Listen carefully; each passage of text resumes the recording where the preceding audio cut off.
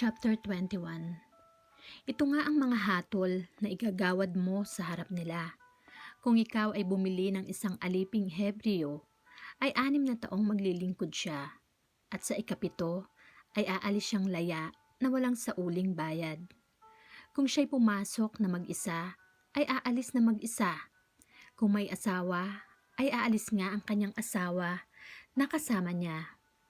Kung siya'y bigyan ng kanyang Panginoon ng asawa at magkaanak sa kanya ng mga lalaki o mga babae, ang asawa at ang kanyang mga anak ay magiging sa kanyang Panginoon at siya'y aalis na mag-isa. Datapwat kung maliwanag na sabihin ng alipin, aking iniibig ang aking Panginoon, ang aking asawa at ang aking mga anak, ako'y hindi aalis na laya. Kung magkagayoy, dadalhin siya ng kanyang Panginoon sa Diyos at dadalhin siya sa pinto o sa haligi ng pinto at bubutasan ng kanyang Panginoon ang kanyang tainga ng isang pangbutas at paglilingkuran niya siya magpakailanman. At kung ipagbili ng isang lalaki ang kanyang anak na babae na maging alipin, ay hindi siya aalis na gaya ng pag-alis ng mga aliping lalaki. Kung siya hindi makapagpalugod sa kanyang Panginoon na umayaw mag-asawa sa kanya, ay ipatutubos nga niya siya. Walang kapangyarihang ipagbili siya sa isang taga-ibang lupa. Yamang siya'y nadaya. At kung pinapag-asawa ng bumili sa kanyang anak na lalaki, ay kanyang ipalalagay siya na ayon sa kaugalian sa mga anak na babae. Kung siya'y mag-asawa sa iba, ang kanyang pagkain, ang kanyang damit at ang kanyang kapangyarihang pagkaasawa ay hindi niya babawasan. At kung hindi niya gawin ang 3 bagay na ito sa kanya, ay aalis nga siya na walang bayad, na walang tubos na salapi. Ang sumakit sa isang tao na anupat mamatay ay papataying walang pagsala. At kung hindi sinasadya ng isang tao, kundi Diyos ang naghulog sa kanyang kamay, ay lalaanan kita ng isang dako na kanyang tatakasan. At kung magtangka ang sino man sa kanyang kapwa na pumatay na may daya, ay alisin mo siya sa aking dambana upang patayin. At ang sumakit sa kanyang ama o sa kanyang ina ay papataying walang pagsala. At ang magnakaw ng isang tao at ipagbili o masumpungan sa kanyang kamay ay papataying walang pagsala. At ang lumait sa kanyang ama o sa kanyang ina ay papataying walang pagsala. At kung may magbabag at sakta ng isa ang isa ng bato o ng kanyang suntok at hindi mamatay kundi mahiga lamang sa banig, kung makakabangon uli at makakalakad sa tulong ng kanyang tungkod, ay ligtas nga yaong sumakit sa kanya. Pagbabayaran lamang niya ang panahong nasayang at kanyang pagagalinging maigi. At kung sakta ng sino man ang kanyang aliping lalaki o babae ng tungkod at mamatay sa kanyang kamay, ay parurusahan siyang walang pagsala. Gayon may kung tumagal ng 1 araw o 2, ay hindi siya parurusahan, sapagkat siya'y kanyang salapi. At kung may magbabag at makasakit ng isang babaeng buntis na anupat makunan, at gayon may walang karamdamang sumunod, ay tunay na pagbabayarin siya ayon sa iatang sa kanya ng asawa ng babae at siya'y magbabayad ng ayon sa ipasya ng mga hukom. Datapwat kung may anumang karamdamang sumunod, magbabayad ka nga ng buhay kung buhay, mata kung mata, ngipin kung ngipin, kamay kung kamay, paa kung paa, puso kung paso kung paso, sugat kung sugat, bugbog kung bugbog. At kung sakta ng sino man ang mata ng kanyang aliping lalaki o ang mata ng kanyang aliping babae at mabulag, ay kanyang palalayain dahil sa kanyang mata. At kung kanyang bungalan ang kanyang aliping lalaki o babae, ay kanyang palalayain dahil sa kanyang ngipin. At kung ang isang baka ay manuwag ng isang lalaki o ng isang babae na anupat mamatay, ay babatuhing walang pagsala ang baka at ang kanyang lamay hindi kakanin. Datapwat ang may-ari ng baka ay maliligtas. Datapwat kung ang baka ay dating manunuwag sa panahong nakaraan at naisumbong na sa may-ari at hindi niya kinulong, na anupat makamatay ng isang lalaki o isang babae, ay babatuhin ang baka at ang may-ari naman ay papatayin. Kung siya'y atangan ng katubusan ay magbibigay nga siya ng katubusan sa kanyang buhay anumang iatang sa kanya. Maging manuwag sa isang anak na lalaki o babae man ay gagawin sa kanya ayon sa kahatulang ito. Kung ang baka ay manuwag sa isang aliping lalaki o babae, ay magbabayad ang may-ari ng 30 siklong pilak sa kanilang Panginoon at ang baka ay babatuhin.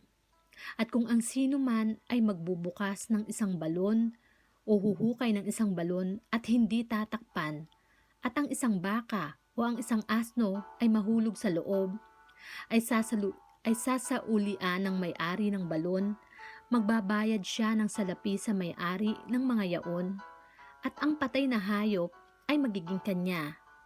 At kung ang baka ng sino man ay sumakit sa baka ng iba, na anupat mamatay, ay kanilang ang ipagbibili ang bakang buhay, at kanilang paghahatiin ang halaga niyaon, at ang patay ay paghahatiin din nila. O kung kilala na ang baka ay dating manunuwag sa panahong nakaraan, at hindi kinulong ng may-ari, ay tunay ngang magbabayad siya, na baka kung baka, at ang patay na hayop ay magiging kanyang sarili. Chapter 22. Kung ang isang lalaki ay magnakaw ng isang baka o ng isang tupa at patayin o ipagbili, ay kanyang pagbabayaran ng 5 baka ang isang baka at ng 4 na tupa ang isang tupa. Kung ang isang magnanakaw ay masumpungan na naninira at masaktan na anupat na matay, ay hindi aariing mamamatay tao ang pumatay. Kung sikatan siya ng araw, ay aariin siyang mamamatay tao. Siya'y dapat magsauli ng kabayaran. Kung siya'y wala, ay ipagbibili siya dahil sa kanyang ninakaw. Kung ang ninakaw ay masumpungang buhay sa kanyang kamay, maging baka o asno o tupa, ay magbabayad siya ng ibayo. Kung ang sino man ay magpastol sa isang bukid o sa isang ubasan at pawalan ang kanyang hayop at pastulin sa bukid ng iba, sa pinakamainam sa kanyang sariling parang o sa pinakamainam sa kanyang sariling ubasan, ay sasaulian niya.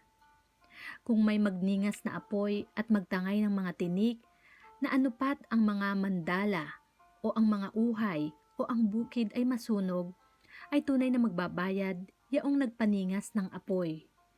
Kung ang sinuman ay magpatago sa kanyang kapwa ng salapi o pag-aari at nakawin sa bahay ng taong yaon, kung masumpungan ang magnanakaw, ay magbabayad ng ibayo.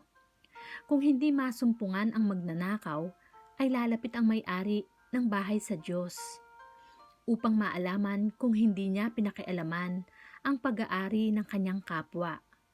Sapagkat lahat ng bagay na pagsalangsang, maging sa baka, sa asno, sa tupa, sa damit, o sa anumang bagay na nawala, na may magsabi, ito nga ay akin, ay dadalhin sa harap ng Diyos ang usap ng dalawa. Yaong parurusahan ng Diyos ang magbabayad ng ibayo sa kanyang kapwa. Kung ang sino man ay maghabilin sa kanyang kapwa ng isang asno, o ng isang baka, o ng isang tupa, o ng anumang hayop, at mamatay, o masasaktan, o maaagaw na walang nakakakitang sino man, ay pamamagitanan silang dalawa ng pagsumpa sa Panginoon kung hindi niya pinakialaman ang pag-aari ng kanyang kapwa, at tatanggapin ng may-ari at siya'y hindi magsasauli. Datapwat kung kanyang ninakaw sa kanya, ay sasaulian niya ang may-ari niyaon. Kung nalapa ay dadalhing pinakapatotoo at hindi sasaulian ang nalapa. At kung ang sino man ay humiram ng anuman sa kanyang kapwa at masaktan o mamatay na hindi kaharap ang may-ari, ay walang pagsala na siya'y magsasauli. Kung ang may-ari niyaon ay kaharap, ay hindi niya sasaulian. Kung isang bagay na pinauupahan ay ihuhulog sa kanyang kaupahan. At kung dayain ng isang lalaki ang isang dalaga na hindi pa niya nagiging asawa at kanyang sipingan, ay tunay na kanyang ipagbabayad ng bigay kaya upang maging asawa niya. Kung itangging mainam ng kanyang ama na ibigay sa kanya, ay magbabayad siya ng salapi ayon sa bigay kaya sa mga dalaga. Huwag mong babatahing mabuhay ang isang babaeng manggagaway. Sino mang makiapid sa isang hayop ay papataying walang pagsala. Yaong maghain sa anumang Diyos, maliban sa Panginoon lamang, ay lubos na papatayin. At ang taga-ibang lupa ay huwag mong aapihin o pipighatiin man, sapagkat kayo'y naging taga-ibang lupa sa lupain ng Ehipto. Huwag mong papagdadalamhatiin ang sinumang babaeng bao o lila. Kung iyong dalamhatiin sila sa anumang paraan, at sila'y dumaing sa akin, ay walang pagsala na aking didinggin ang kanilang daing, at ang aking pag-iinit ay mag-aalab, at aking papatayin kayo ng tabak, at ang inyong mga asawa ay magiging mga bao, at ang inyong mga anak ay mga ulila. Kung magpautang ka ng salapi sa kanino man sa aking bayan na kasama mo na dukha, huwag kang magpapakamanubo. Manunubo sa kanya, nihihingan mo man siya ng tubo. Kung iyong tanggapin sa anuman ang damit ng iyong kapwa na pinakasangla, ay iyong isasauli sa kanya bago lumubog ang araw. Sapagkat iyan ang kanya lamang pangbihis, siyang kanyang pangdamit sa kanyang balat, ano ngang kanyang ipangtutulog. At mangyayari na pagka siya'y dumaing sa akin, ay aking didinggin, sapagkat ako'y mapagbiyaya. Huwag mong lalapastanganin ng Diyos, ni susumpain man ang pinuno sa iyong bayan. Huwag kang magmamakupad ng paghahandog ng iyong mga ani at ng tulo ng iyong mga pigaan. Ang panganay ng iyong mga anak na lalaki ay ibibigay mo sa akin. Gayon din ang gagawin mo sa iyong mga baka at sa iyong mga tupa. 7 araw na mapapasa kanyang ina, sa 8 araw ay ibibigay mo sa akin. At kayo'y magpapakabanal na tao sa akin, na ano pat huwag kayong kakain ng anumang laman na nalapa ng ganid sa parang. Inyong ihahagis sa mga asno. Chapter 23. Huwag kang magkakalat ng kasinungalingan. Huwag kang makikipagsayari sa masama na maging saksi kang sinungaling. Huwag kang susunod sa karamihan na gumawa ng masama. Ni magbibigay patutooman sa isang usap na ang piling ay sa karamihan upang sirain ang kahatulan. Ni huwag mo ring kikilingan ng dukha sa kanyang usap. Kung iyong masumpungan ang baka ng iyong kaalit o ang kanyang asno na nakawala, ay tunay na ibabalik mo sa kanya. Kung iyong makita ang asno nang napupuot sa iyo, na nakalugmok sa ilalim ng kanyang pasan, at ayaw mo mang alisin ng pasan, ay walang pagsalang iyong tutulungan pati ng ay-ari niyaon. Huwag mong sisirain ang kahatulan ng iyong dukha sa kanyang usap. Layuan mo ang bagay na kasinungalingan, at ang walang sala at ang matuwid ay huwag mong papatayin, sapagkat hindi ko patututuhanan ang masama. At huwag kang tatanggap ng suhol, sapagkat ang suhol ay bumubulag sa mga may paningin at sinisira ang mga salita ng mga banal. At ang taga-ibang lupa ay huwag mong pipighatiin, sapagkat talastas nyo ang puso ng taga-ibang lupa. Yamang kayo'y naging mga taga-ibang lupa sa lupain ng Ehipto. 6 na taong hahasikan mo ang iyong lupa at aanihin mo ang bunga niyaon. Datapat sa 7 taon ay iyong iiwan at babayaan upang kumain ng dukha sa iyong bayan, at ang kanilang iwan ay kakanin ng hayop sa bukid. Gayon din iyong gagawin sa iyong ubasan at sa iyong olibuhan. 6 na araw na iyong gagawin ang iyong gawain, at sa 7 araw ay magpapahinga ka upang ang iyong baka at ang iyong asno ay makapagpahinga, at ang anak na lalaki ng iyong aliping babae at ang taga-ibang lupa ay makapagpahinga. At ang lahat ng mga bagay na aking sinabi sa inyo ay inyong ingatan at huwag niyong banggitin ang pangalan ng ibang Diyos o marinig man sa inyong bibig. Makaitlong magdidiwang ka ng pista sa akin sa bawat taon. Ang pista ng tinapay na walang libadura ay iyong ipagdidiwang. 7 araw nakakain ka ng tinapay na walang libadura, gaya ng iniutos ko sa iyo sa takdang panahon sa buwan ng Abib, sapagkat niyaon ka umalis sa Ehipto, at walang lalapit sa harap ko na walang dala. At ang pista ng pag-aani ng mga unang bunga ng iyong kapagalan na iyong inihasik sa bukid, at ang pista ng pag-aani sa katapusan ng taon ng pag-aani mo ng iyong kapagalan sa bukid. Makaitlo sa bawat taon na ang lahat na iyong mga lalaki ay haharap sa Panginoong Diyos. Huwag mong ihahandog ang dugo ng hain sa akin na kasabay ng tinapay na may labadura, o iiwan mo man ang taba ng aking pista sa buong magdamag hanggang sa kinaumagahan. Ang mga pinakauna ng mga unang bunga ng iyong lupa ay iyong ipapasok sa bahay ng Panginoon mong Diyos. Huwag mong lulutuin ang batang kambing sa gatas ng kanyang ina. Narito, aking sinusugo ang isang anghel sa unahan mo upang ingatan ka sa daan at upang dalhin ka sa dakong aking inihanda sa iyo. Mag-ingat kayo sa kanya at dinggin niyo ang kanyang tinig. Huwag niyo mong kahiin siya, sapagkat hindi niya patatawarin ang inyong pagsalangsang, sapagkat ang aking pangalan ay nasa kanya.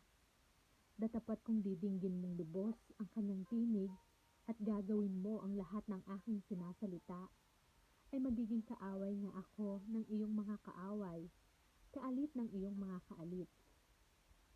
Sapagkat ang aking anghel ay magpapauna sa iyo at dadalhin ka sa Amoreo at sa Heteo at sa Perezeo at sa Kananeo at sa Heveo at sa Hebuseo at aking lilipulin. Huwag kang yuyukod sa kanilang mga Diyos, o maglilingkod man sa mga yaon, o gagawa man ng ayon sa kanilang mga gawa, kundi iyong iwawaksi at iyong pagpuputol-putulin ang kanilang mga haligi na pinakaalaala. At inyong paglilingkuran ang Panginoon yung Diyos, at kanyang babasbasan ang iyong tinapay at ang iyong tubig, at aking aalisin ang sakit sa gitna mo. Walang babaeng makukunan o magiging baugman sa iyong lupain. Ang bilang ng iyong mga araw ay aking lulubusin. Aking susuguin ang sindak sa unahan mo, at aking liligaligin ang buong bayan na iyong paroroonan, at aking patatalikurin sa iyo ang lahat ng iyong mga kaaway. At aking susuguin ang mga prataktis sa unahan mo na magpapalaya sa Heveo, sa Kananeo, at sa Heteo sa harap mo. Hindi ko palalayasin sila sa harap mo sa 1 taon. Baka ang lupa'y maging ilang at ang mga ganid sa parang ay magsidami laban sa iyo. Unti-unting aking palalayasin sila sa harap mo hanggang sa ikaw ay kumapal at manahin mo ang lupain. At aking itatatag ang iyong hangganan na mula sa dagat na mapula hanggang sa dagat na Filistia, at mula sa ilang hanggang sa ilog ng Euphrates, sapagkat aking ibibigay ang mga nananahan sa lupain sa iyong kamay, at iyo silang palalayasin sa harap mo. Huwag kang makikipagtipan sa kanila, ni sa kanilang mga Diyos. Sila'y hindi tatahan sa iyong lupain, baka papagkasalahin kanila laban sa akin, sapagkat kung ikaw ay maglingkod sa kanilang mga Diyos, ay tunay na magiging silo sa iyo. Chapter 24. At kanyang sinabi kay Moises, sumampa ka sa kinaroroonan ng Panginoon, ikaw at si Aaron, si Nadab at si Abiu, at 70 ng mga matanda sa Israel, at sumamba kayo mula sa malayo. At si Moises lamang ang lalapit sa Panginoon, datapot sila'y hindi lalapit, o ang bayan man ay sasampang kasama niya. At lumapit si Moises at isinaysay sa bayan ang lahat ng mga salita ng Panginoon at ang lahat ng mga palatuntunan. At ang buong bayan ay sumagot ng paminsan at nagsabi, lahat ng mga salita na sinalita ng Panginoon ay aming gagawin. At sinulat ni Moises ang lahat ng mga salita ng Panginoon at bumangon ng maaga sa kinaumagahan at nagtayo ng isang dambana sa paanan ng bundok at ng 12 batong pinakaalaala ayon sa 12 lipi ng Israel. At kanyang sinugo ang mga binata ng mga anak ni Israel na nagsipaghandog ng mga handog na susunugin at nagsipaghain sa Panginoon ng handog na baka tungkol sa kapayapaan. At kinuha ni Moises ang kalahati ng dugo at inilagay sa mga tasa at ang kalahati ng dugo ay iniwisik sa ibabaw ng dambana. At kanyang kinuha ang aklat ng tipan at binasa sa pakinig ng bayan at kanilang sinabi, lahat ng sinalita ng Panginoon ay aming gagawin at kami ay magmamasunurin. At kinuha ni Moises ang dugo at iniwisik sa bayan at sinabi, narito ang dugo ng tipan na ipinakipagtipan ng Panginoon sa inyo tungkol sa lahat ng mga salitang ito. Nang magkagayoy sumampa si Moises at si Aaron, si Nadab at si Abiu at 70 ng mga matanda sa Israel. At kanilang nakita ang Diyos ng Israel at mayroon sa ilalim ng kanyang mga paa na parang isang yaring lapag na batong zafiro at pares din ng langit sa kaliwanagan. At sa mga mahal na tao sa mga anak ni Israel ay hindi niya ipinatong ang kanyang kamay at sila'y tumingin sa Diyos at kumain at uminom. At sinabi ng Panginoon kay Moises, sampahin mo ako sa bundok at dumuon ka at ikaw ay bibigyan ko ng mga tapis na bato at ng kautusan at ng utos na aking isinulat upang iyong maituro sa kanila. At tumindig si Moises at si Josue na kanyang tagapangasiwa at si Moises ay sumampa sa bundok ng Diyos. At kanyang sinabi sa mga matanda, hintayin niyo kami rito hanggang sa kami ay bumalik sa inyo. At narito si Aaron at si Hur ay kasama niyo. Sino mang magkaroon ng usap ay lumapit sa kanila. At sumampa si Moises sa bundok at tinakpan ng ulap ang bundok. At ang kaluwalhatian ng Panginoon ay nanahan sa ibabaw ng bundok ng Sinai at tinakpan ng ulap ng 6 na araw. At sa 7 araw ay tinawag niya si Moises sa gitna ng ulap. At ang anyo ng kaluwalhatian ng Panginoon ay pares ng apoy na manunupok sa ibabaw ng taluktok ng bundok sa harap ng mga mata ng mga anak ni Israel. At pumasok si Moises sa gitna ng ulap at sumampa sa bundok. At si Moises ay natira sa bundok na 40 araw at 40 gabi. Chapter 25. At ang Panginoon ay nagsalita kay Moises na sinasabi, salitain mo sa mga anak ni Israel na sila'y magdala sa akin ng isang handog. Ang bawat tao na maganyak ang puso sa kagandahang loob ay kukunan nyo ng handog sa akin.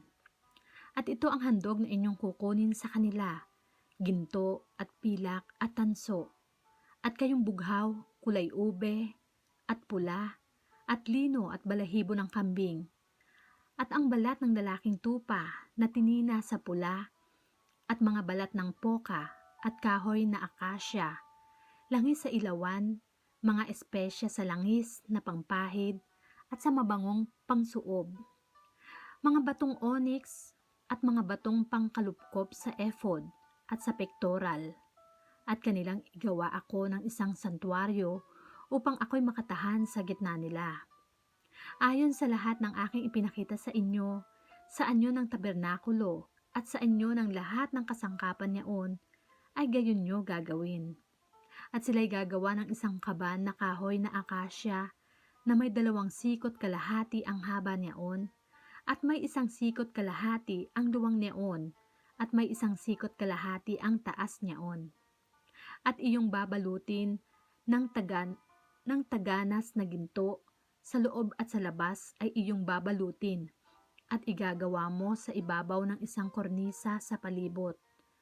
at ipagbububo mo ng 4 na argolyang ginto at ipaglalagay mo sa 4 na paan niyaon, at 2 argolya ang mapapa sa isang tagiliran niyaon at 2 argolya sa kabilang tagiliran niyaon. At gagawa ka ng mga pingga na kahoy na akasya at iyong babaluti ng ginto. At iyong isusuot ang mga pingga sa loob ng mga argolya sa mga tagiliran ng kaban upang mabuhat ang kaban. Ang mga pingga ay masusuot sa loob ng mga argolya ng kaban, hindi aalisin doon. At iyong isisilid sa kaban ang mga kinalalagdaan ng patutuo na aking ibibigay sa iyo. At gagawa ka ng isang luklukan ng awa na taganas na ginto na may 2 sikot kalahati ang haba niyaon at may 1 sikot kalahati ang luwang niyaon. At gagawa ka ng 2 kerubing ginto na yari sa pamukpok iyong gagawin sa 2 dulo ng luklukan ng awa. At gagawin mo ang 1 kerubin sa isang dulo at ang 1 kerubin sa kabilang dulo. Kaputol ng luklukan ng awa, gagawin mo ang mga kerubin sa 2 dulo niyaon. At ibubuka ng mga kerubin ang kanilang pakpak na paitaas na nilililiman ng luklukan ng awa ng kanilang mga pakpak na ang kanilang mukha ay nagkakaharap sa dakong luklukan ng awa. Ihaharap ang mga mukha ng mga kerubin. At iyong ilalagay ang luklukan ng awa sa ibabaw ng kaban at sa loob ng kaban ay iyong ilalagay ang mga kinalalagdaan ng patutuo na aking ibibigay sa iyo. At diya'y makikipagkita ako sa iyo at makikipanayam sa iyo mula sa ibabaw ng luklukan ng awa, sa gitna ng 2 kerubin na nanga sa ibabaw ng kaban ng patutuo, tungkol sa lahat ng mga bagay na ibibigay ko sa iyong utos sa mga anak ni Israel. At gagawa ka ng 1 dulang na kahoy na akasya na may 2 siko ang haba niyaon at 1 siko ang luwang niyaon, at 1 sikot kalahati ang taas niyaon. At iyong babaluti ng taganas na ginto at igagawa mo ng 1 kornisang ginto sa palibot. At igagawa mo ng 1 gilid na may 1 palad ng kamay ang luwang sa palibot, at igagawa mo ng 1 kornisang ginto ang palibot ng gilid niyaon. At igagawa mo ng 4 na argolyang ginto at ilalagay mo ang mga argolya sa 4 na sulok na ukol sa 4 na paana niyaon.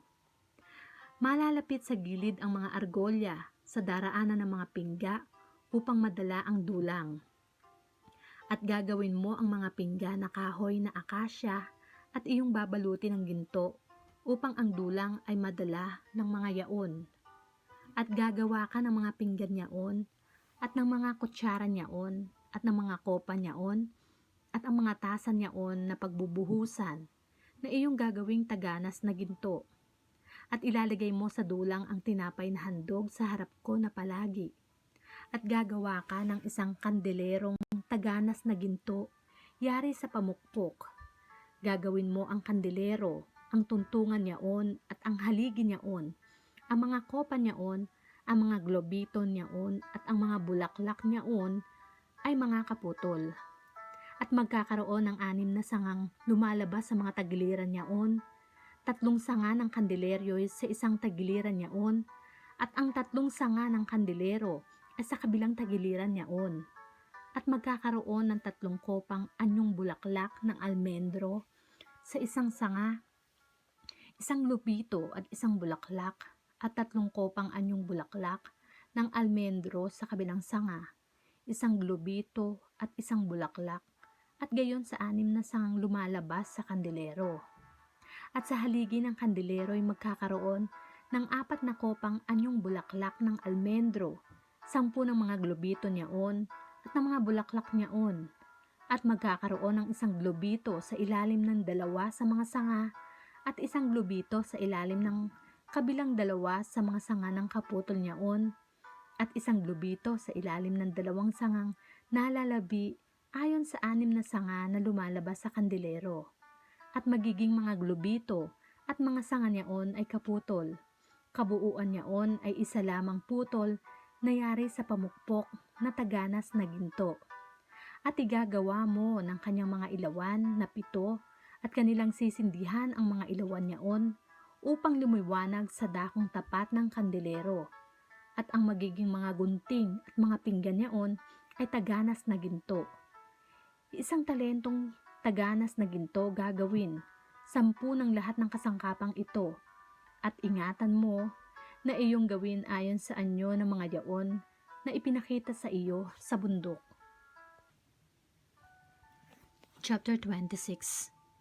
Bukod dito'y gagawin mo ang tabernakulo na may 10 tabing, na linong pinili at bughaw, at kulay ube at pula na may mga kerubin, na gawa ng bihasang manggagawa, iyong gagawin. Ang magiging haba ng bawat tabing ay 28 siko, at ang luwang ng bawat tabing ay 4 na siko. Lahat ng tabing ay magkakaroon ng isang sukatan. 5 tabing ay pagsusugpunging isa't isa, at ang ibang 5 tabing ay papagsusugpunging isa't isa. At gagawa ka ng mga presilyang bughaw sa gilid ng isang tabing sa hangganan ng pagkakasugpong, at gayon din gagawin mo sa gilid ng 2 tabing na nasa ka-2 pagkakasugpong.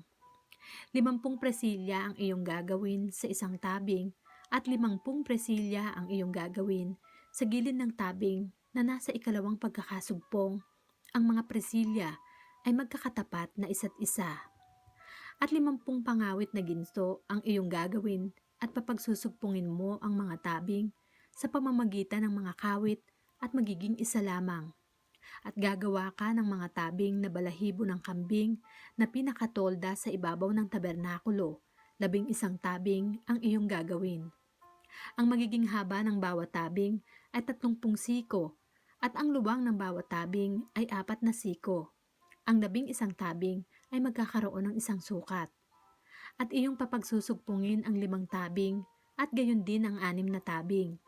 At iyong ititiklop ang ika-6 na tabing sa harapan ng tabernakulo. At 50 presilya ang iyong gagawin sa tagiliran ng isang tabing na nasa hangganan ng pagkakasugpong, at 50 presilya sa tagiliran ng 2 pagkakasugpong. At gagawa ka ng 50 pangawit na tanso, at ikakabit mo ang mga pangawit sa mga presilya, at papagsusugpungin mo ang tolda upang maging isa. At ang dakong nakalawit na nalalabi sa mga tabing ng tolda, na siyang kalahati ng tabing na nalalabi, ay ilalaylay sa likuran ng tabernakulo.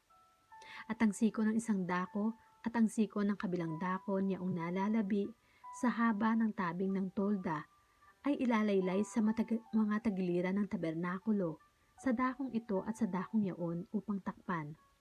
At gagawa ka ng isang pangtakip sa tolda na balat ng lalaking tupa na tininang pula,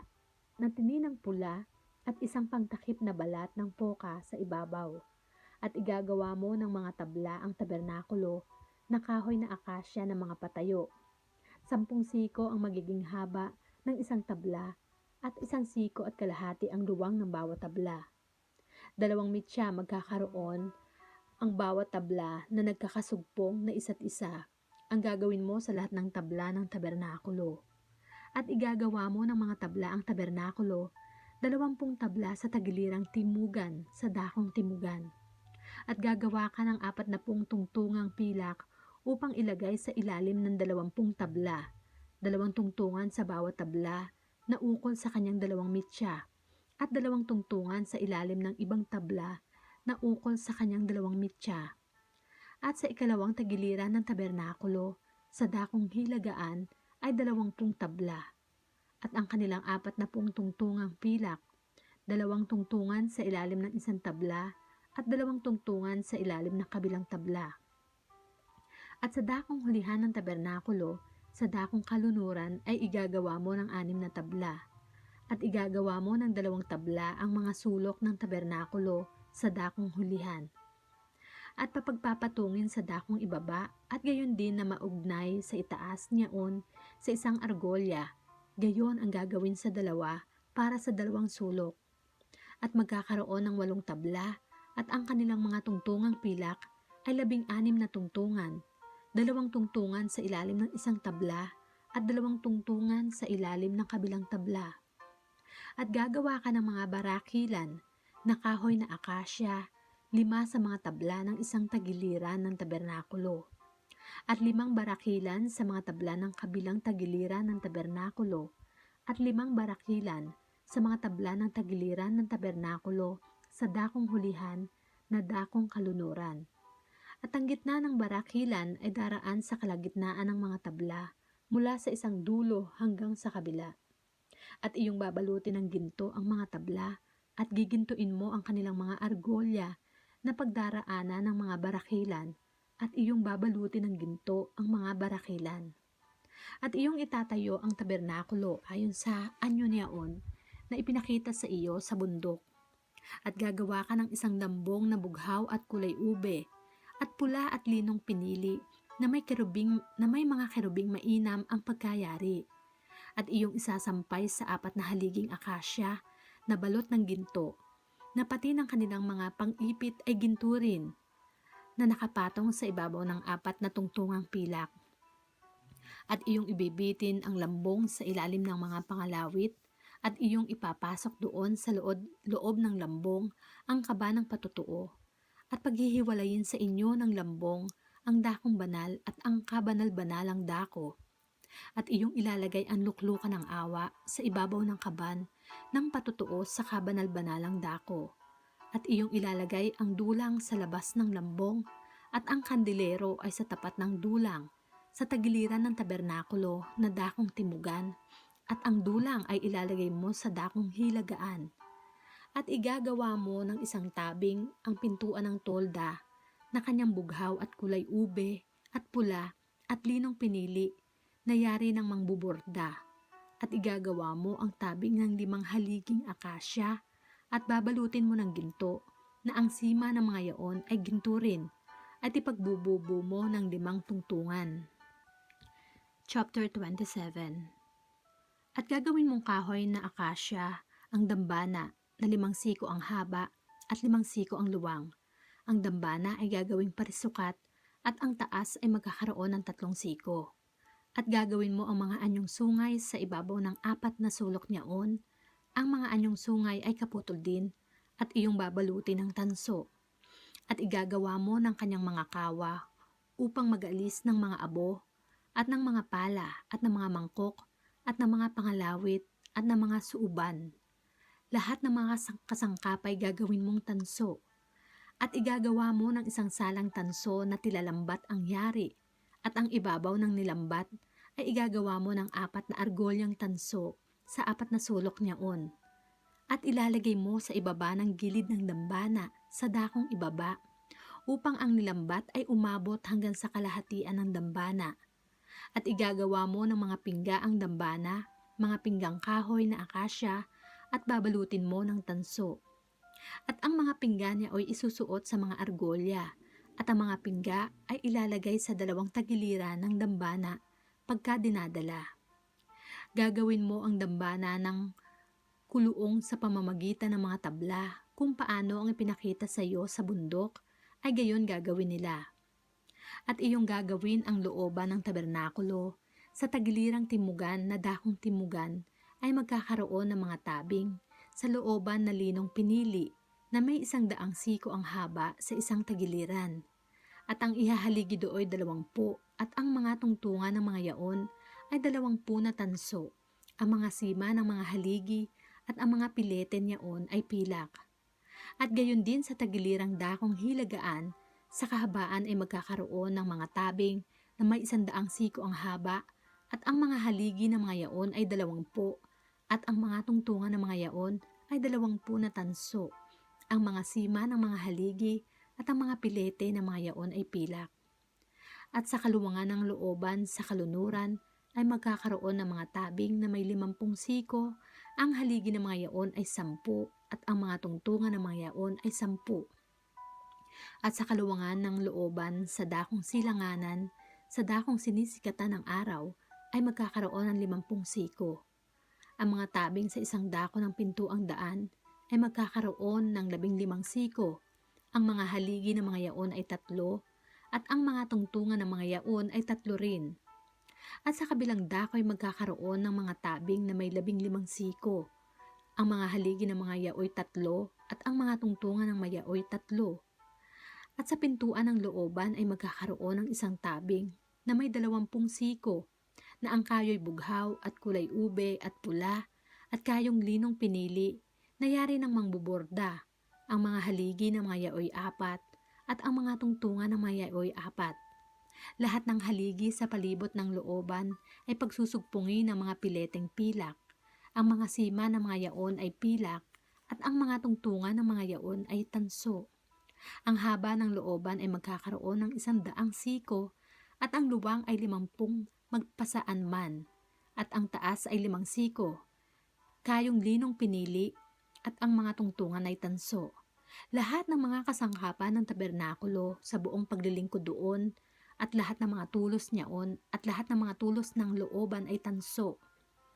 At iyong iuutos sa mga anak ni Israel na sila'y magdala sa iyo ng taganas na langis na binayong oliba na pangilawan upang papagningasing palagi ang ilawan.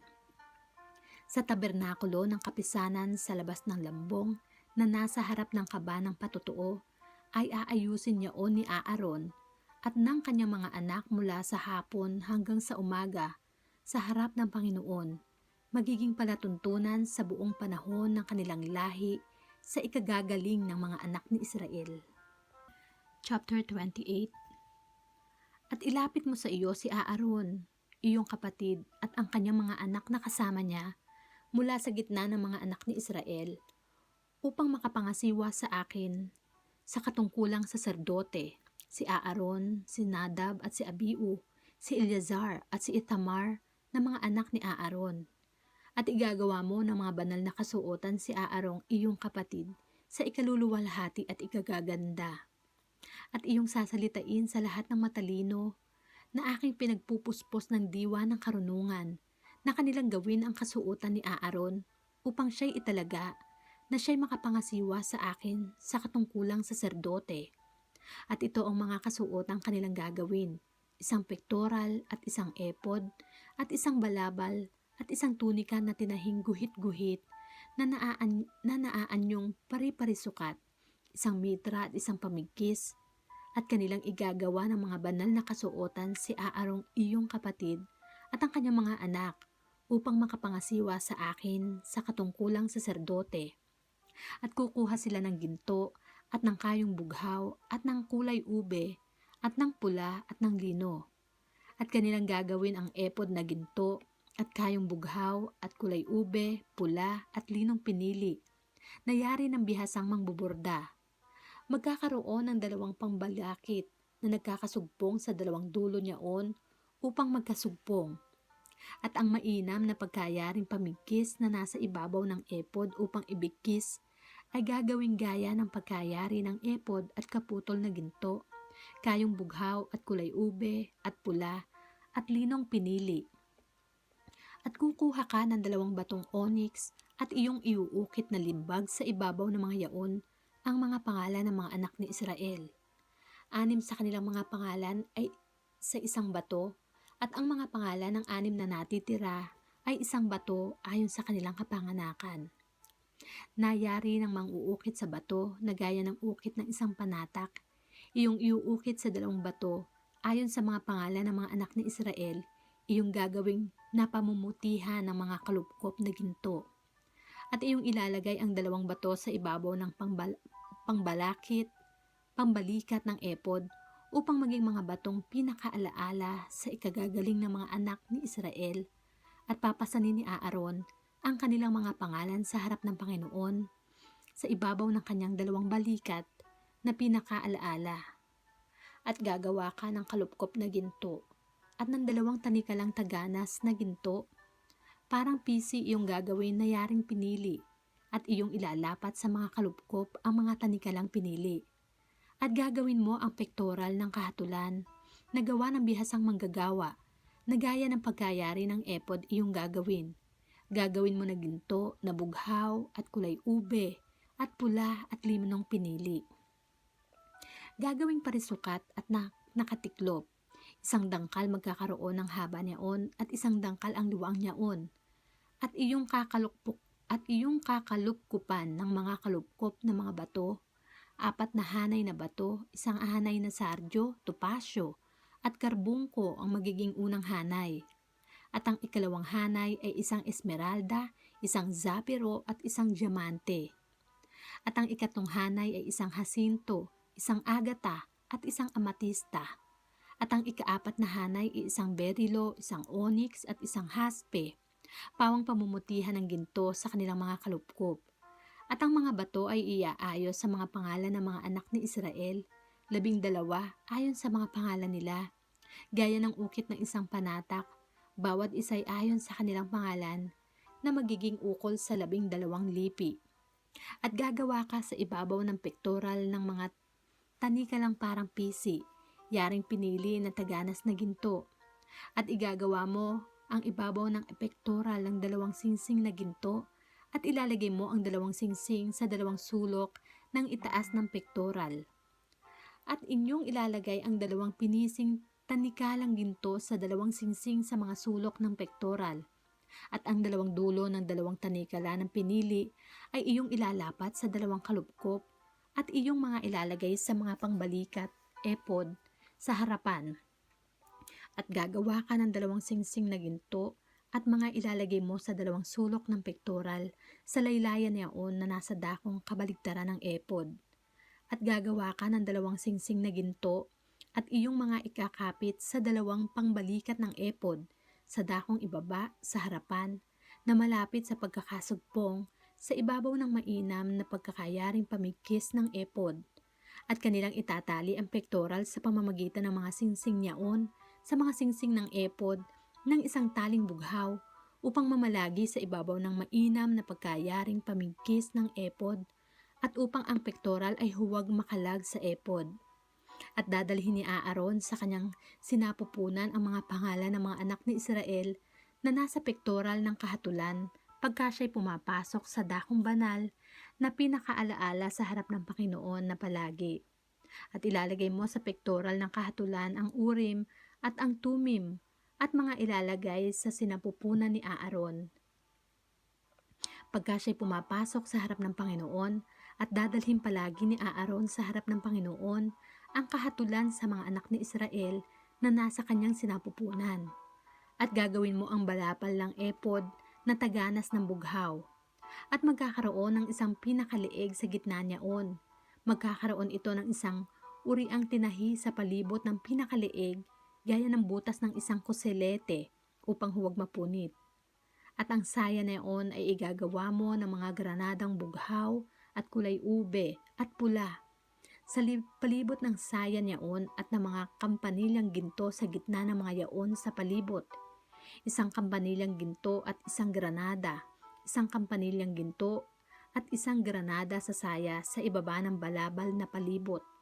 At isusuot ni Aaron upang mga siwa, at ang tunog niya ay naririnig pagka siya'y pumapasok sa dakong banal sa harap ng Panginoon at pagka siya'y lumalabas upang siya'y huwag mamatay.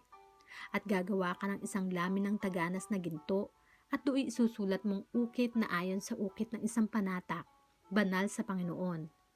At iyong ilalagay sa isang listong bughaw at malalagay sa ibabaw ng mitra, sa ibabaw ng harapan ng mitra malalagay. At malalagay sa noo ni Aaron at dadalhin ni Aaron ang kasamaan ng mga banal na bagay na pakakabanali ng mga anak ni Israel sa lahat nilang mga banal na kaloob at malalagay na palagi sa kanyang noo upang tanggapin sa harap ng Panginoon. At iyong hahabihin ang kasuotan na anyong parisukat na lino at iyong gagawin ang mitra na lino at iyong gagawin ang pamigkis na yari ng mangbuborda.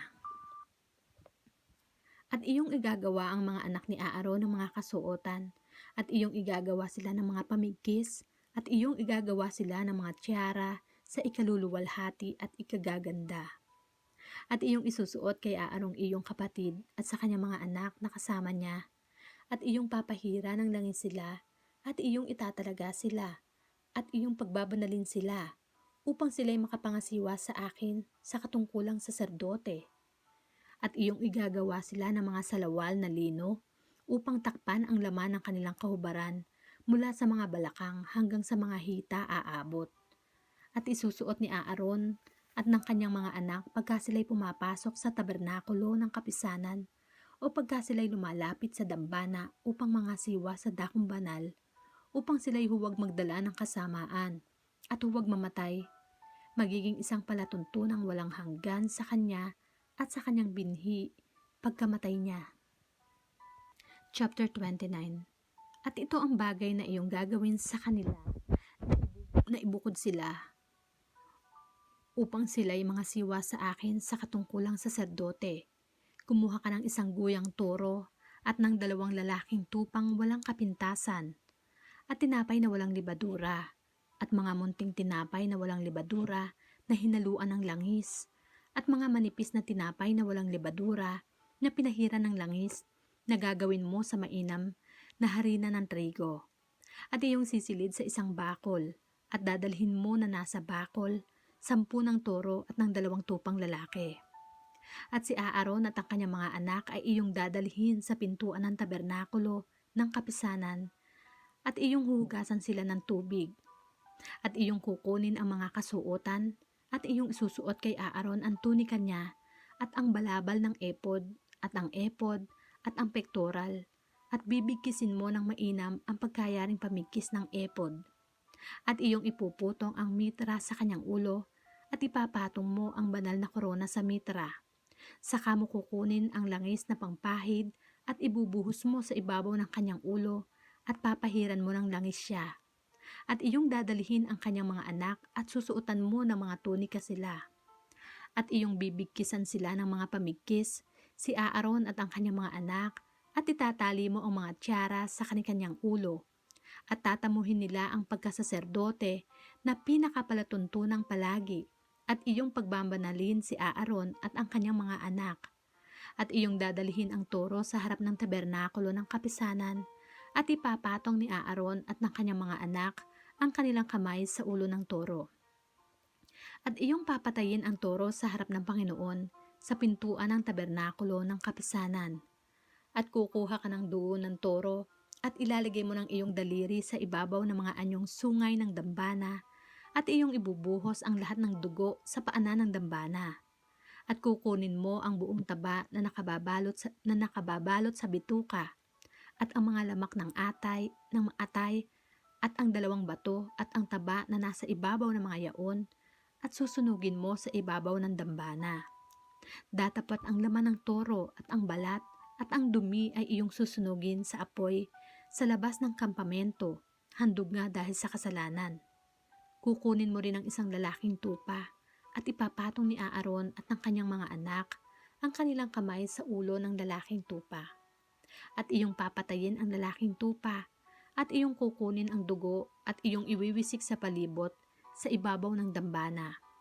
At iyong kakatayin ang tupa at huhugasan mo ang bituka at ang mga hita at ipapatong mo sa mga pinagputol-putol at sa ulo. At iyong susunugin ang buong tupa sa ibabaw ng dambana, handog na susunugin nga sa Panginoon, pinakamasarap na amoy na handog sa Panginoon na pinaraan sa apoy. At kukunin mo ang isang tupa at ipapatong ni Aaron at ng kanyang mga anak ang kanilang kamay sa ulo ng tupa. Saka mo papatayin ang tupa at kukunin mo ang dugo at ilalagay mo sa pingol na kanang tainga ni Aaron at sa pingol ng kanang tainga ng kanyang mga anak at sa hinlalaki ng kanyang kanang kamay at sa hinlalaki ng kanilang kanang paa at iwibisik mo ang dugong labis sa ibabaw ng dambana sa palibot. At kukuha ka ng dugo na nasa ibabaw ng dambana at ng langis ng pangpahid at iwiwisik mo kay Aaron at sa kanyang mga suot at sa kanyang mga anak na kasama niya at ikipagpapagiging banal niya at ng kanyang mga suot at ng kanyang mga anak at ang mga suot ng kanyang mga anak na kasama niya.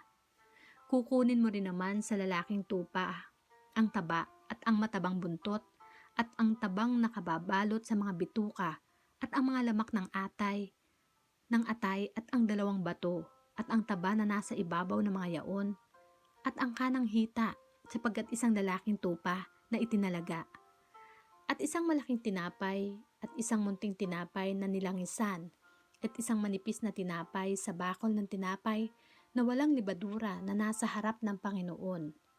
At iyong ilalagay ang kabuuan sa mga kamay ni Aaron at sa mga kamay ng kanyang mga anak at iyong mga luluglugin na pinakahandog na niluglog sa harap ng Panginoon, at iyong kukunin sa kanilang mga kamay, at iyong susunugin sa dambana sa ibabaw ng handog na susunugin na pinakamasarap na amoy sa harap ng Panginoon, handog nga sa Panginoon na pinaraan sa apoy. At kukunin mo ang dibdib ng tupa na itinalaga ni Aaron, at lugdugin mo na pinakahandog na niluglog sa harap ng Panginoon, at magiging iyong bahagi. At iyong ihihiwalay ang dibdib ng handog na niluglog at ang hita ng handog na itinaas, ang niluglog at ang itinaas ng lalaking tupa na itinalaga na kay Aaron at sa kanyang mga anak. At magiging kay Aaron at sa kanyang mga anak na pinakabahagi magpakailanman na mula sa mga anak ni Israel, sapagkat isang handog na itinaas at magiging isang handog na itinaas sa ganang mga anak ni Israel na kinuha sa kanilang mga hain tungkol sa kapayapaan, na dili iba kanilang handog ngang itinaas sa Panginoon. At ang mga banal na kasuotan ni Aaron ay magiging sa kanyang mga anak pagkamatay niya, upang pahira ng langis sa mga yaon at upang italaga sa mga yaon. 7 araw na isusuot ng anak na magiging saserdote na kahalili niya, pagka siya'y pumapasok sa tabernakulo ng kapisanan upang mangasiwa sa dakong banal. At kukunin mo ang lalaking tupa na itinalaga at lulutuin mo ang kanyang laman sa dakong banal. At kakanin ni Aaron at ng kanyang mga anak ang laman ng tupa at ang tinapay na nasa bakol sa pintuan ng tabernakulo ng kapisanan. At kanilang kakanin ang mga bagay na yaon na ipinangtubos ng sala upang italaga at pakabanalin sila. Datapwat hindi kakanin yaon ang sinumang taga-ibang lupa, sapagkat mga bagay na banal. At kung may lumabis sa laman na itinalaga o sa tinapay hanggang sa kinaumagahan, ay iyong ang susunugin sa apoy ang labis, hindi kakanin sapagkat yaoy banal. At ganito mo gagawin kay Aaron at sa kanyang mga anak, ayon sa lahat na aking iniutos sa iyo. 7 araw na iyong itatalaga sila. At araw-araw ay maghahandog ka ng toro na pinakahandog dahil sa kasalanan na pinakapangtubos, at iyong lilinisin ang dambana pagka iyong ipinanggagawa ng katubusan niyaon, at iyong papahiran ng langis upang pakabanalin. 7 araw na iyong tutubusin sa sala ang dambana at iyong pakakabanalin, at ang dambana ay magiging kabanal-banalan. Anumang masagi sa dambana ay magiging banal. Ito nga ang iyong ihahandog sa ibabaw ng dambana, 2 kordero ng unang taon, araw-araw na palagi. Ang 1 kordero ay iyong ihahandog sa umaga, at ang 1 kordero ay iyong ihahandog sa hapon. At kasama ng 1 kordero na iyong ihahandog, ang 10 bahagi ng 1 efa ng mainam na harina na may halong 4 na bahagi ng 1 hin ng langis na hinalo, at ang 4 na bahagi ng 1 hin na alak ay pinakahandog na inumin. At ang 1 kordero ay iyong ihahandog sa hapon, at iyong gagawin ayon sa handog na harina sa umaga, at ayon sa inuming handog niyaon na pinakamasarap na amoy, na handog nga sa Panginoon na pinaraan sa apoy. Magiging isang palaging handog na susunugin sa buong panahon ng inyong lahi sa pintuan ng tabernakulo ng kapisanan, sa harap ng Panginoon, na aking pakikipagkitaan sa inyo upang makipag-usap ako roon sa iyo. At dooy makikipagtagpo ako sa mga anak ni Israel, at ang tolda ay pakakabanalin sa pamamagitan ng aking kaluwalhatian. At aking pakakabanalin ang tabernakulo ng kapisanan at ang dambana. Si Aaron man at ang kanyang mga anak ay aking papagbabanalin upang mangasiwa sa akin sa katungkulang saserdote. At ako'y tatahan sa gitna ng mga anak ni Israel, at ako'y magiging kanilang Diyos. At kanilang makikilala na ako ang Panginoon nilang Diyos, na kumuha sa kanila sa lupain ng Ehipto, upang ako'y tumahan sa gitna nila. Ako ang Panginoon nilang Diyos. Chapter 30. At gagawa ka ng isang dambana na mapagsusumpungan ng kamangyan, na kahoy na akasya iyong gagawin. 1 siko magkakaroon ang haba niyaon, at 1 siko ang luwang niyaon. Parisukat nga, at 2 siko magkakaroon ang taas niyaon. Ang mga anyong sungay niyaon ay kaputol din. At iyong babalutin ng taganas na ginto ang ibabaw niyaon at ang mga tagiliran niyaon sa palibot at ang mga sungay niyaon at igagawa mo ng isang karnisang ginto sa palibot. At igagawa mo yun ng 2 argolyang ginto sa ilalim ng kornisa. Sa dakong itaas ng 2 tagiliran iyong gagawin at magiging suotan ng mga pingga upang mabuhat. At ang iyong gagawing mga pingga ay kahoy na akasya at iyong babalutin ng ginto. At iyong ilalagay sa harap ng tabing na nasa siping ng kaba ng patotoo, sa harap ng luklukan ng awa na nasa ibabaw ng kaba ng patotoo na aking pakikipagtagpuan sa iyo. At magsusunog si Aaron sa ibabaw niyaon ng kamangyan na mababangong espesya tuwing umaga pagka kanyang inaayos ang mga ilawan ay susunugin niya. At pagka sinisindihan ni Aaron ang mga ilawan sa hapon, ay kanyang susunugin na isang kamangyang palagi sa harap ng Panginoon sa buong panahon ng inyong mga lahi. Huwag kayong maghahandog ng ibang kamangyan sa ibabaw niyaon o ng handog na susunugin o ng handog na hari naman, at huwag kayong magbubuhos ng inuming handog sa ibabaw niyaon. At si Aaron ay tutubos ng sala sa ibabaw ng mga anyong sungay ng dambana, minsan sa 1 taon, kanyang tutubusin sa sala na minsan sa 1 taon, ng dugo ng handog dahil sa kasalanan, sa buong panahon ng inyong mga lahi, kabanal-banalan nga sa Panginoon. At ang Panginoon ay nagsalita kay Moises na sinasabi, pagbilang mo sa mga anak ni Israel, ayon sa mga nabilang sa kanila, ay magbibigay nga ang bawat isa sa kanila ng katubusan ng kanyang kaluluwa sa Panginoon, pagka iyong binibilang sila, upang huwag magkaroon ng salot sa gitna nila. Pagka iyong binibilang sila, ito ang kanilang ibibigay, bawat maraanan sa kanila na nangabibilang, kalahati ng 1 siklo ayon sa siklo ng santuario. Ang 1 siklo ay 20 higera, kalahating siklo na pinakahandog sa Panginoon. Bawat maraanan sa kanila ng mga bibilang mula sa 20 taong gulang na patanda ay magbibigay ng handog sa Panginoon. Ang mayaman ay hindi magbibigay ng higit, at ang dukha ay hindi magbibigay ng kulang sa kalahating siklo. Pagbibigay nila ng handog sa Panginoon upang ipangtubos sa inyong mga kaluluwa.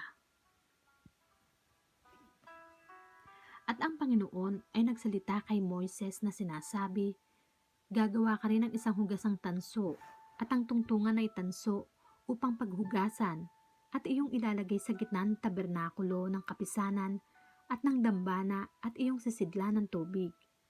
At si Aaron at ang kanyang mga anak ay maghuhugas doon ng kanilang mga paa.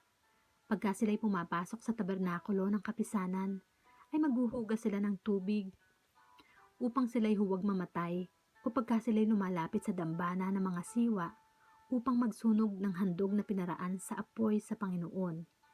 Gayon sila maghuhugas ng kanilang mga kamay at ng kanilang mga paa upang huwag silang mamatay.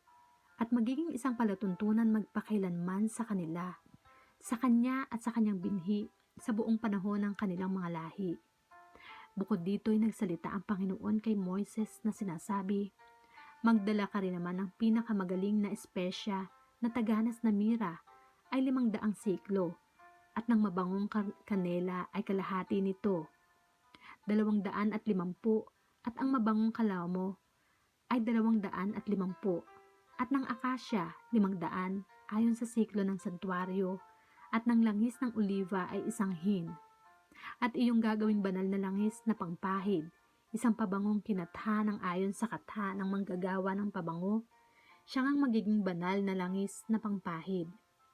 At iyong papahiran niyaon ang tabernakulo ng kapisanan at ang kaba ng patotoo, at ang dulang, at ang lahat ng mga kasangkapan niyaon, at ang kandelero, at ang mga kasangkapan niyaon, at ang dambanang suuban, at ang dambana ng handog na susunugin, 10 ng lahat ng mga kasangkapan, at ang hugasan at ang tungtungan. At pakabanalin mo upang maging mga kabanal-banalan, lahat ng makahipo sa mga yaoy magiging banal. At iyong papahiran ng langis si Aaron at ang kanyang mga anak, at iyong pagpapabanalin sila upang sila'y mga siwa sa akin sa katungkulang saserdote. At iyong sasalitain sa mga anak ni Israel na iyong sasabihin, ito'y magiging banal na langis na pangpahid sa akin sa buong panahon ng iyong mga lahi. Sa laman ng tao ay huwag niyong ibubuhos, ni huwag kayong gagawa ng gaya niyan sa pagkakatha, banal nga at aariin niyong banal.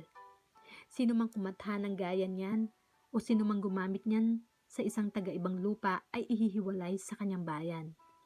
At sinabi ng Panginoon kay Moises, magdala ka ng mababangong espesya, estakte at onika at galbano, mabangong espesya na may taganas ng kamangyan na magkakaisa ng timbang, at iyong gagawing kamangyan na isang pabangong ayon sa katha ng manggagawa ng pabango na itinimplahan ng asin na pulos at banal, at iyong didikdikan ang iba niya ng durog na durog at ilalagay mo sa harap ng kaba ng patotoo sa loob ng tabernakulo ng kapisanan na aking pakikipagtagpuan sa iyo, aariin yung kabanal-banalan.